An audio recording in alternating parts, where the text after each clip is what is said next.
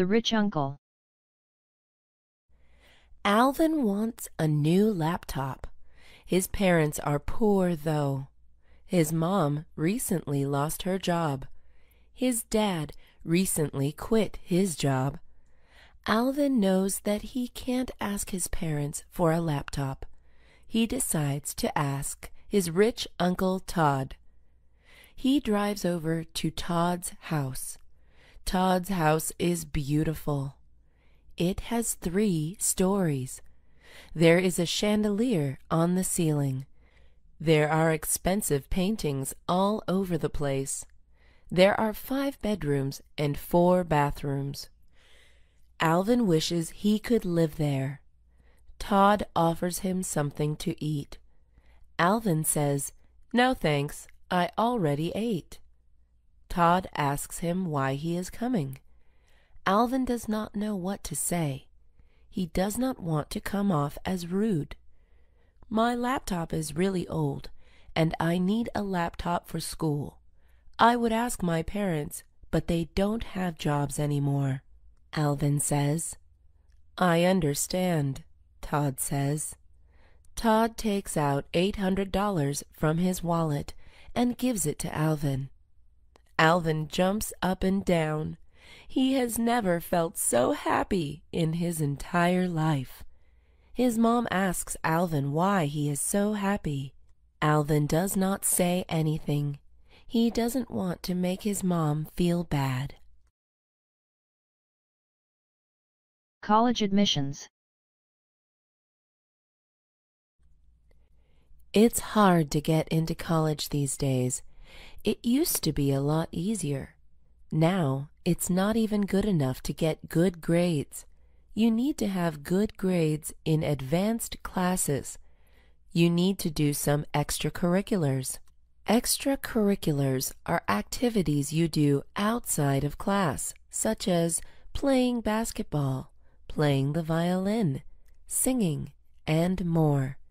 You need to have a high score on the SAT or ACT. The SAT and ACT are used to test what you know.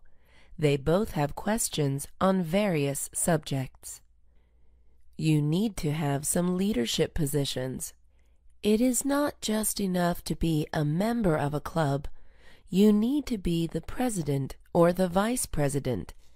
You also need letters of recommendation, letters in which your teachers, coaches, or bosses write about your abilities and personality. It also helps if you won some awards. It shows that you can achieve something. You also have to write good essays that show who you are as a person. Colleges want people who have interesting personalities and stories. Students with good grades but boring essays will not get into the college of their dreams. Students should not be sad if they don't get into the college of their dreams. They need to know that getting into college is tougher as years go by. She has a unibrow. Marissa was born with a physical imperfection. She has a unibrow. A unibrow is one long brow. Most people have 2 eyebrows. People make fun of her for having a unibrow. A lot of people don't want to be friends with her. She does have 2 good friends, though. Heather and Joe are Marissa's best friends. They accept Marissa for who she is. Heather was approached by the popular kids. The leader of the popular kids was Amy. Amy offered Heather a spot in her group if she left Marissa. Heather thought about it. Although she loved Marissa, she always dreamed of being popular. She told Amy that she had to think about the offer. Heather told Joe what happened. Joe was mad that Heather had to even think about it. "You have been friends with Marissa forever," Joe said. Heather thought about it. She thought about all the times she and Marissa did homework together, ate together, and laughed together. It wasn't worth it to give all that up for popularity. She called Amy. "I'm never leaving Marissa. She's beautiful on the inside." After talking to Amy, Heather asked Marissa and Joe to hang out. Losing a loved one. Abby lost her mom yesterday. Her mom got into a car accident. A drunk driver hit her mom's car. The drunk driver is now in jail. Abby visited the jail to make him feel bad. "You know what you did, right?" Abby asked. The drunk driver nodded and said, "I'm sorry." He started crying. "Sorry is not going to bring my mom back. Your carelessness took away my mom." The drunk driver continued to cry. "I drank because I was feeling lonely." Abby was mad and left the jail. She didn't want to see his face ever again. She wanted him to go to jail for life. Abby could barely wake up. She requested to take a week off her work. She loved her job, but she could not stop thinking about her mom. Abby's husband told her to do something instead of watching TV all day. Abby agreed with him. It was time for her to start doing something productive.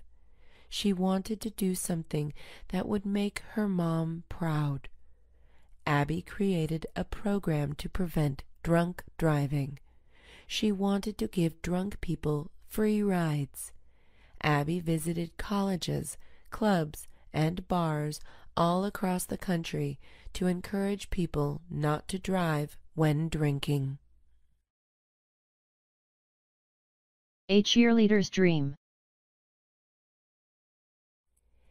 Kelly has been cheering since she was in elementary school.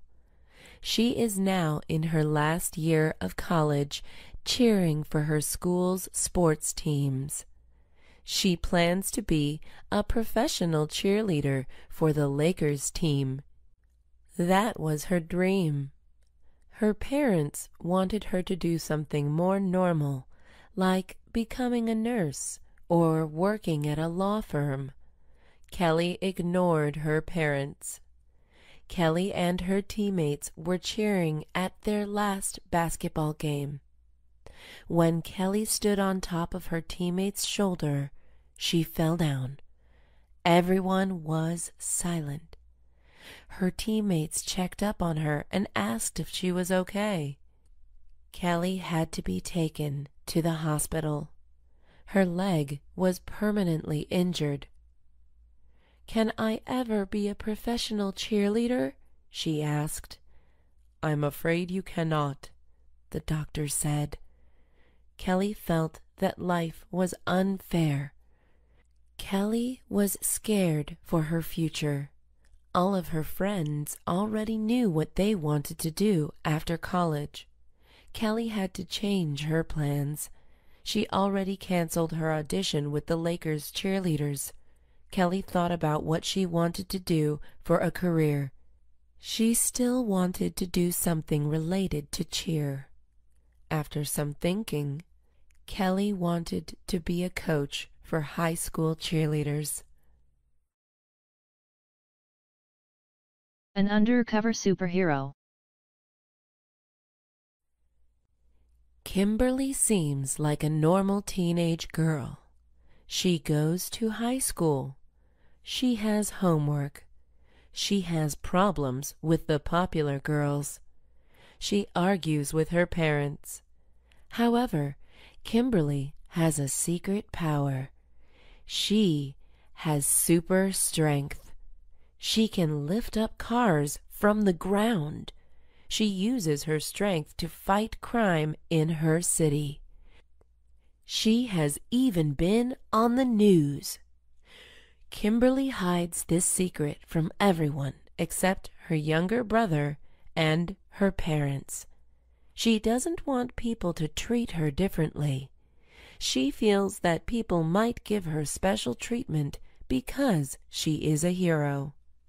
She wants people to see her for who she truly is.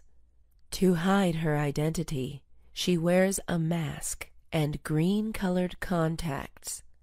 Her superhero outfit includes a cape and a stretchy purple suit. Sometimes Kimberly does want to tell people she is a superhero, like when she was bullied by the popular girls. She came close to telling them one time after they destroyed her science project. Kimberly also has a sidekick who is her best friend. His superhero name is Autobot, and his real name is Oliver. His power is his super speed. Oliver goes to the same school as Kimberly, but he does not keep his identity a secret. Pros and cons. Brenda has to make an important decision. She got accepted to an internship in France. She also got a job offer at a hospital. She can only do one, though. She made a list of pros and cons. Pros are the good things, while cons are the bad things. The internship in France was good because Brenda always wanted to go to France. Her plane tickets and living accommodation would be paid for. The bad thing about the internship was that it had nothing to do with her life goals. The internship required her to teach French children English. Brenda was okay with children, but she didn't love them. One pro of the job offer at the hospital was that it was good for her end goal. Brenda's end goal was to be a doctor, and the job will teach her a lot about medical school.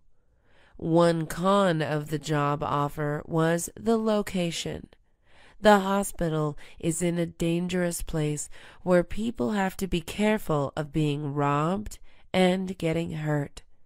After a lot of thinking and looking at her list, Brenda decided to work in the hospital. She knew that working there would be good for her future. Life in fear. Terrorist attacks have scared a lot of people from studying abroad. Many students go to big cities to take pictures, shop, and explore. Terrorists attack these big cities, though, because they know that there will be a lot of people. The truth is, we should not stop people from studying abroad. These terrorist attacks can happen any time.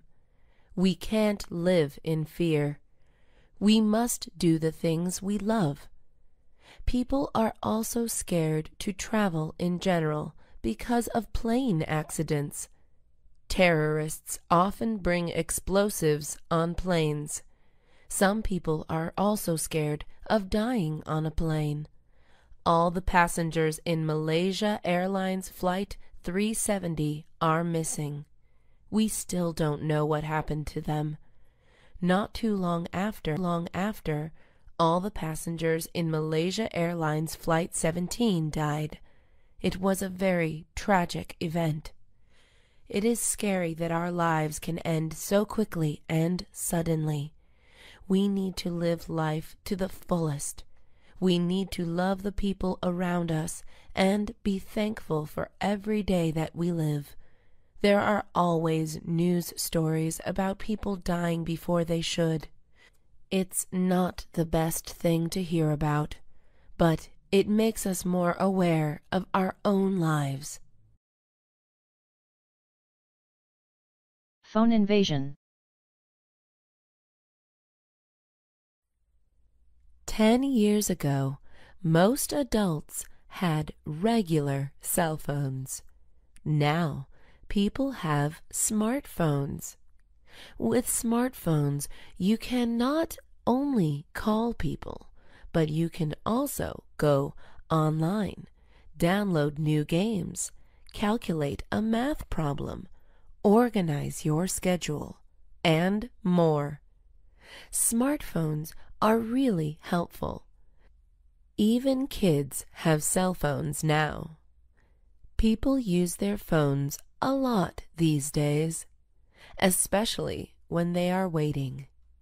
People do not like to be bored, so they go on their phones. A lot of news reports are saying that people are looking at their phones way too much. People look at their phones when they are with others, and that is bad. Being addicted to something is never good. When you go into a restaurant and look at other customers, most of them have phones in their hands. They would rather text, play a game, or go online than talk to the people around them. Some restaurants have even offered a free meal or a discount if customers are willing not to use their phones for an entire hour. People also use their phones before they sleep. This is bad for them because it makes it harder for them to go to sleep. The light from the phone tricks our bodies into thinking we need to be awake. A lucky jacket. Anna has a lucky jacket. Whenever she wears it, good things happen to her. She wore it on her final exam one time, and she got the highest grade in the class. The jacket is green with yellow stripes. It's really smelly because Anna never washes it. She is scared that washing the jacket will wash away the luck. She keeps the jacket in a closet all by itself. No other clothes are in the closet. Anna had an important interview for a job. She was very nervous about it. She wanted to wear the jacket, but the jacket was not appropriate for the interview. She needed to wear nice clothes. She decided to wear the jacket under a plain gray sweater. Perfect plan, she thought. When Anna entered the interview room, she started to sweat. She wondered why it was so hot. She realized that the heater was on. She sat down across from the interviewer. "Anna, you're sweating. You should take your sweater off." Anna laughed nervously. "I'm fine," she said. By the end of the interview, there was a sweat stain on Anna's sweater. She left the interview feeling unsure. A week later, Anna got a phone call from the boss. The boss offered her the job. The lucky jacket worked. Procrastination. A lot of kids are smart. The thing that stops them from getting an A is procrastination. Procrastination is putting things off to a later time. An example of procrastination would be starting a project one day before it is due. Procrastinating is bad because it makes a person stressed out. It is also bad because the end product is usually not very good. Since studying is not very fun, students put video games hanging out with friends, and eating out before studying. They end up studying the night before the test and do not get much sleep. This is bad because 8 hours of sleep or more is needed to do well. Students who procrastinate end up doing badly on tests. Teachers always encourage students to start early and do a little bit of studying every day. Procrastination does not just happen in school. It happens everywhere. People put off going to the doctor, applying for jobs, and more. Some people say that procrastination is just human nature. However, some people say that they do well when they procrastinate. They say that stress makes them work faster. Not going to church. Chris has been going to church every Sunday since he was 4 years old. His parents were very religious and wanted Chris to follow in their footsteps. His dad was a pastor, and his mom was a choir leader. Chris always felt like he was in the middle. He didn't particularly love or hate Christianity. Chris learned about other religions in his history class. He learned about Buddhism, Islam, Hinduism, and more. After learning about other religions, Chris wanted to convert to Buddhism. He felt like he could relate to it better. One Sunday, he told his parents he was not going to church. They were shocked and angry. They told him that if he did not go to church, they would take away all electronics from him. Chris was okay with that. He gave his parents his cell phone, video game console, and laptop. When his parents came back from church, they wanted to have a long conversation with Chris. Chris told them why he didn't want to go to church anymore. He explained what Buddhism was and why he wanted to convert. His parents tried to convince him that Christianity was better. It was useless. Chris made his decision.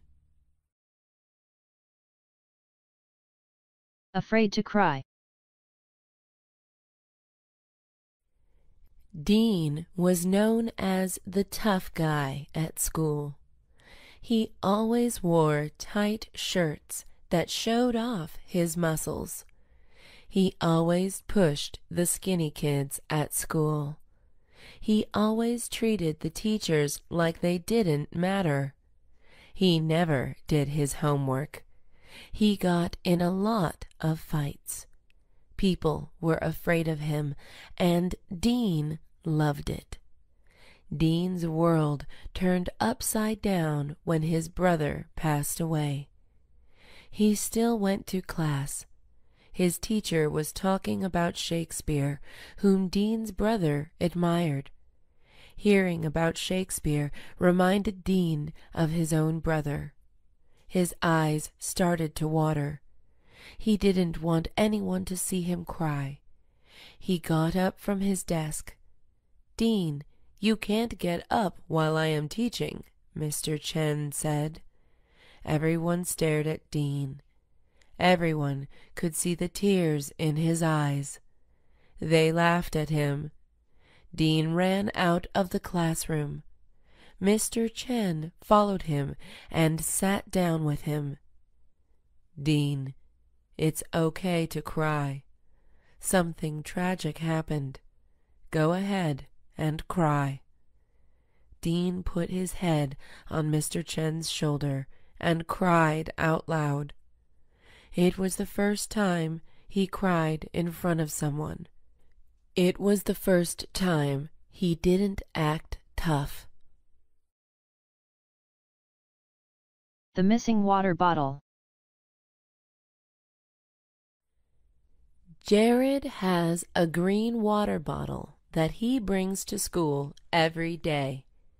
He loves it because it keeps his water cold. It also has a cool robot on it. One day, he loses it. Jared asks his friend Richard if he has seen it. "Yeah, I saw Albert holding it," Richard says. Jared walks over to Albert's locker.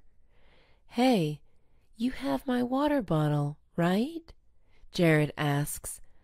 "I did, but I let Denise borrow it," Albert says. Jared goes up to Denise. "Hey, do you have my water bottle?" Denise shakes her head and says, "I thought it was cool looking, so I showed Amanda. She has it now." Jared goes to Amanda.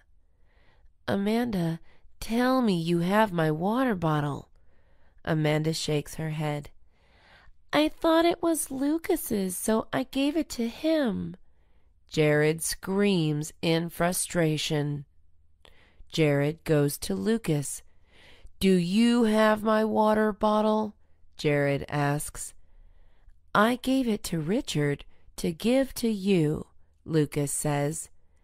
That was weird, since Richard was the first person he asked about the water bottle. Jared went back to Richard. "Lucas said you had my water bottle," Jared said. "I told you, I saw Albert hold it. Lucas probably meant Richard Lopez, not me," Richard said. "I'm just going to buy a new water bottle," Jared said. He bought a blue one this time. Addicted to coffee.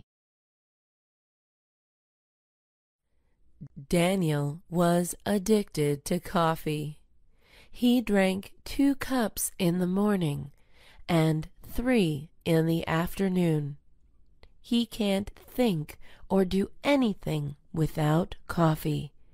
His mom wanted him to stop drinking coffee. She decided to throw out all the coffee and give him milk. Daniel was so mad. "Mom, I can't go to school without coffee," Daniel said. "This is for your own good," his mom said. Daniel went to school. He was cranky and tired without coffee. He didn't want to talk to his friends or pay attention in class. His teachers kept waking him. They told him to go to the nurse's office. Daniel went to the nurse and asked for coffee. She laughed at him. She said that he needed to drink less coffee, but not stop completely. She told him to drink 4 cups a day, then 3, and eventually he won't need coffee. Daniel told his mom what the nurse said. "But that means I have to buy coffee again." Daniel laughed at his mom. Daniel and his mom went to the market to buy some good coffee. Daniel did what the nurse told him to do. It was much easier to drink less coffee than none at all. The transformation. In his last year of middle school, he was 4 feet and 11 inches. He weighed 140 pounds. He was bald. He had no friends. He had a 0.00 GPA. His life was going nowhere. He was struggling with so much because his parents recently passed away. He wanted to transform himself, though, so he could have a fresh start in high school. Evan went to a therapist who told him that he had to make small changes first. The therapist told him that he had to start with the easier things. Evan bought hair growth treatment to fix his baldness problems. He started talking to people more to make friends. He realized that he just had to express himself. He started to study more instead of crying about his parents. He started to eat healthier to lose weight. When Evan entered high school on the very first day, he was a totally different person. His classmates could not recognize him. Evan was now 5'9", muscular, smart, and popular. He also had a head full of hair. Everyone wanted to be friends with him. Most important of all, Evan was finally happy. A female boxer. Emma's dream was to be a boxer. All her life, she was told that she couldn't be a boxer because she was a girl. She was told that she should just get a regular job. Her parents told her that she would be killed one day if she kept boxing. It was hard to hear "you can't" all the time. Emma was still determined to prove everyone wrong. Emma's life was hard. Girls didn't like her because they thought she was too manly. Guys didn't like her because they thought she wasn't as good at boxing as they were. Because of all this, Emma didn't have any friends at school. She always sat alone in the cafeteria, and it was hard for her to find partners for group projects. However, Emma did have friends from her boxing class. They were all female boxers. They understood what Emma was going through because they were in the same position. All they had was each other. They were a family. Because of this, Emma was always excited for boxing class. One day, she was going to be a famous boxer. Only then would everyone regret how they treated her. Mom and her daughter. Frances did not get along with her mom because they had different personalities and goals. Frances's mom was a CEO of a cell phone company. She was incredibly smart, having gone to Harvard University. Her mom cared a lot about money, success, and appearances. Frances was the opposite. Frances didn't go to college. She started an art business, selling her original art pieces. As long as she could feed herself and live somewhere, it was okay. She also did not mind not being famous. Frances didn't care about her appearance either. Unlike most girls, she has her hair up to her ears. She never shaved and only owned 10 pieces of clothing. Frances's mom was upset that her daughter chose this lifestyle. Whenever Frances's mom visited her daughter, they would have a fight. Frances's mom would say some rude comments about Frances's lifestyle, and Frances would tell her mom that she was greedy and shallow.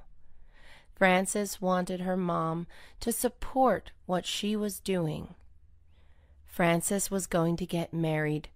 She wanted to invite her mom to her wedding, but she knew that she wouldn't approve of her fiancé because he was exactly like Frances. However, at the end of the day, Frances loved her mom, so she gave her the wedding invitation. An interrupted wedding. Frances and Ryan were getting married. They dated for 5 years before Ryan proposed. They were both artists who enjoyed peace and quiet. They wanted a simple wedding with their closest friends and family. They decided to have their wedding in the backyard of Ryan's house. Frances did not want to spend too much money on a dress, so she made her own. Ryan felt the same way and borrowed his dad's suit. Although their wedding wasn't perfect, Frances and Ryan loved each other. The minister asked Frances if she would take Ryan as her husband. Frances said, "I do." The minister then asked Ryan if he would take Frances as his wife. Before he could say yes, someone screamed no. Ryan and Frances looked to the audience. It was Ryan's ex-girlfriend, Karen. Ryan demanded her to be taken out. Ryan's brothers carried Karen out, but Karen bit their arms. She ran up to Frances and ripped her dress. Frances pushed Karen. Ryan told Karen that she needed to leave. Karen wouldn't leave until Ryan called the police. Other than Karen interrupting, the wedding was perfect. Ryan and Frances knew they were going to be together forever. Snoring. Jill and Dan have been married for 10 years. Jill loves Dan, but she hates his snoring. It is so loud and disgusting. Oftentimes, his snoring wakes her up, and she can't go back to sleep. One night, Dan's snoring was so loud, Jill decided to sleep on the couch. She slept well on the couch. The next morning, Jill's son Timmy saw her sleeping on the couch. He thought that she had a fight with his dad. "Mommy, are you and Dad getting a divorce?" Timmy asked. Jill laughed and hugged Timmy. "No, Timmy, your dad just snores a lot." Timmy asked if she snored. Jill wasn't sure. Later, Jill asked Dan if she snored. "Yeah, it sounds like a cat meowing," Dad said. "Is that a bad thing?" Jill asked. "Well, it's kind of annoying, but I deal with it," Dan said. Jill was embarrassed that she snored. She went to the doctor to see if she could do anything about it. The doctor gave her a few tips, but said that there was no medicine or cure for snoring. Jill went back home disappointed. "All this time I thought you were the annoying snorer, but I guess I am too," Jill said. "Hey, that's what makes us perfect together," Dan said. Letters of recommendation. Claire was applying to private schools. Most private schools required letters of recommendation. Claire did not know who to ask. She felt like her teachers did not know her that well. Claire asked her teachers anyways. Some of them said yes, and some of them said no. 1 week later, Miss Hershey gave Claire a letter of recommendation in an envelope. Claire wasn't supposed to open it, but she really wanted to know what Miss Hershey wrote. Claire carefully tore it open and read the letter. She was disappointed. Miss Hershey didn't write anything interesting about Claire. Miss Hershey just wrote that Claire was a smart, nice girl. Claire couldn't get into her top schools with that letter.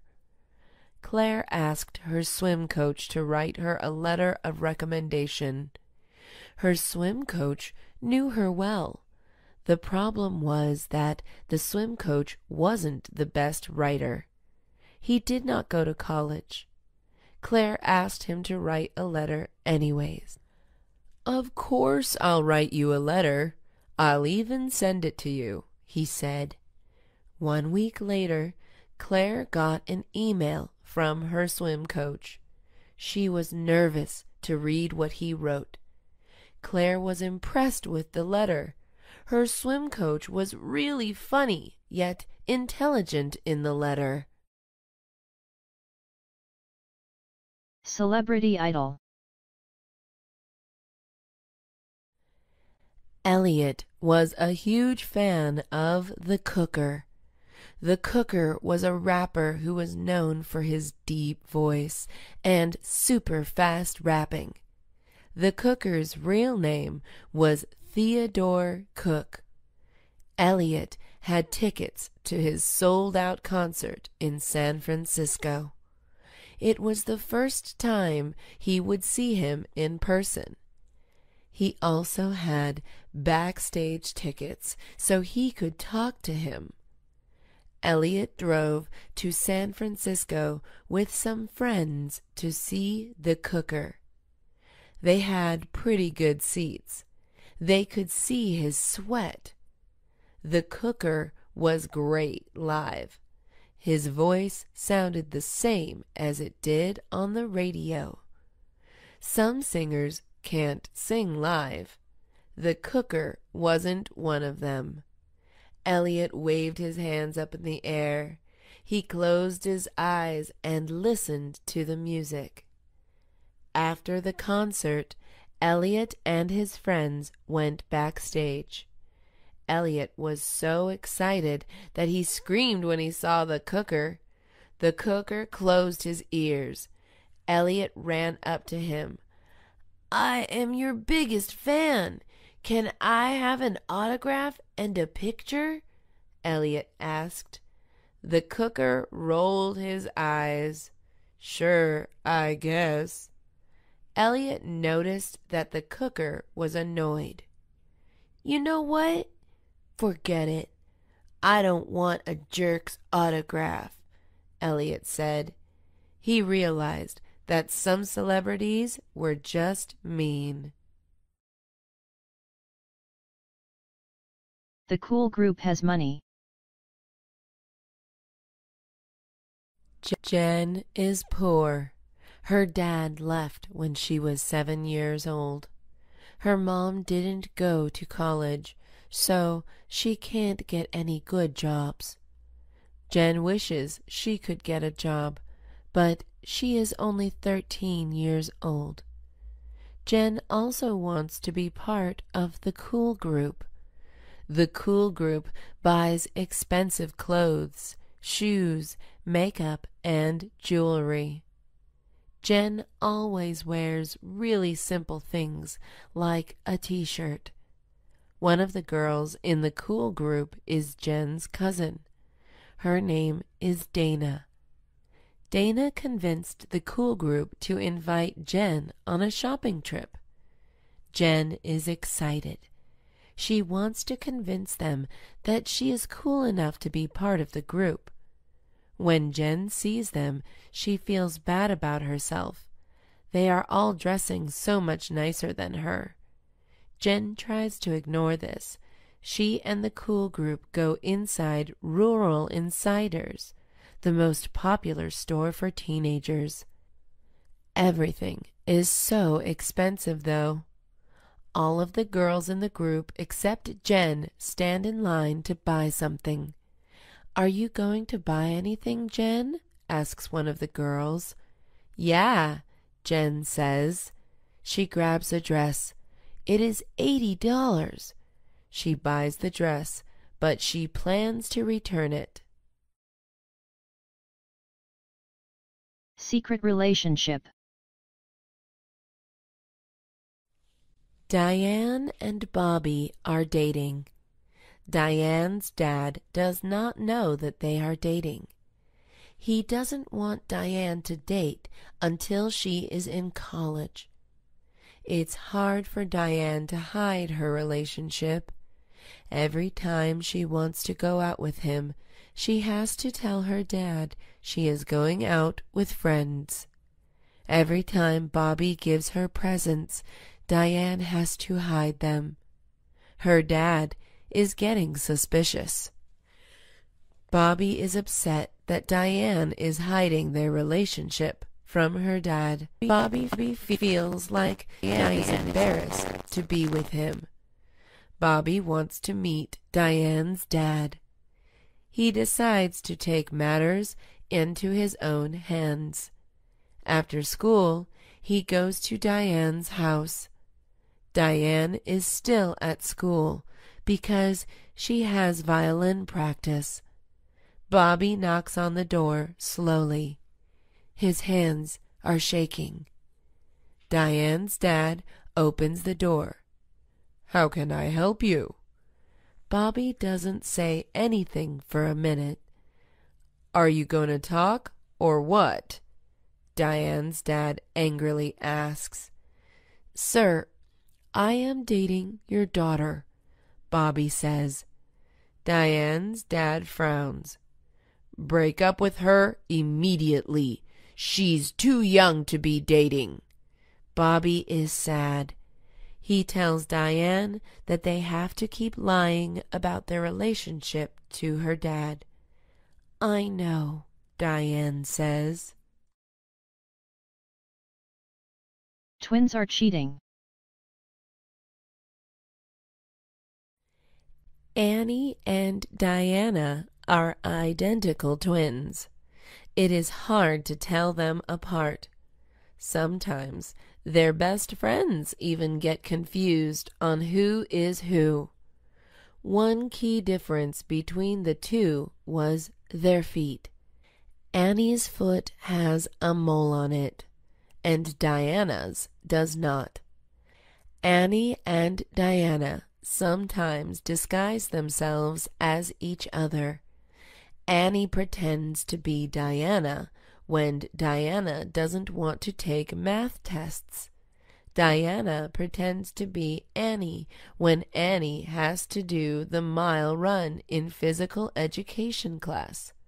They have been doing this for years. Annie and Diana's enemy, Scarlett, finds out what they have been doing.